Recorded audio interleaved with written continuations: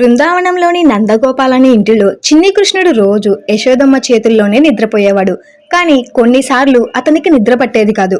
అప్పుడు యశోదమ్మ ప్రేమతో రామాయణ కథలు చెప్పి అతన్ని నిద్రపిచ్చేది. రాముడు అడవికి వెళ్ళాడు, సీతమ్మను ఎంతో ప్రేమతో చూసుకున్నాడు అంటూ ఆమె కథ చెప్పడం మొదలు పెడితే కృష్ణుడు కళ్ళు మూసుకొని ఎంతో శ్రద్ధగా వినేవాడు. అతని ముఖంలో శాంతి, ఆనందం కనిపించేది. రామకథ అతని హృదయాన్ని తాకేది. ఒకరోజు యశోదమ్మ సీతాపహరణ ఘట్టం చెప్పింది.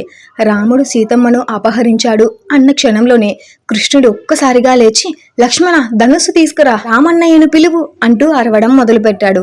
యశోదమ్మ భయపడి ఆశ్చర్యపోయింది. ఇతనికి ఏమైంది? ఇది కేవలం కథే కదా అని ఆలోచించింది. కృష్ణుడు మాత్రం కలలోనే యుద్ధానికి సిద్ధమవుతున్నట్టు కనిపించాడు. కొద్దిసేపటికి అతను లేచి, అయ్యో ఇది కృష్ణావతారం కదా అని మళ్ళీ పడుకున్నాడు. యశోదమ్మ హృదయం కాసేపు వణికిపోయింది. అయితే అప్పుడే ఆమెకు ఒక మహత్తర సత్యం అర్థమైంది. తమ బిడ్డ సామాన్యుడు కాదని, అతడే పరమాత్ముడని. రాముడిగా ధర్మాన్ని నిలిపినవాడు, కృష్ణుడిగా లీలలు చేసిన వారు ఒక్కరే. అదే విష్ణుమూర్తి అవతారం.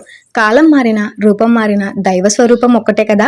ఈ కథ మనకు భగవంతుడు ఎప్పుడు మన మధ్య ఉంటాడు అని గుర్తుకు చేస్తుంది. ఈ స్టోరీ ఇంట్రెస్టింగ్ గా అనిపించి మొదటిసారి విని ఉంటే ఈ వీడియోని లైక్ చేసి మన ఛానల్ని సబ్స్క్రైబ్ చేసుకోండి.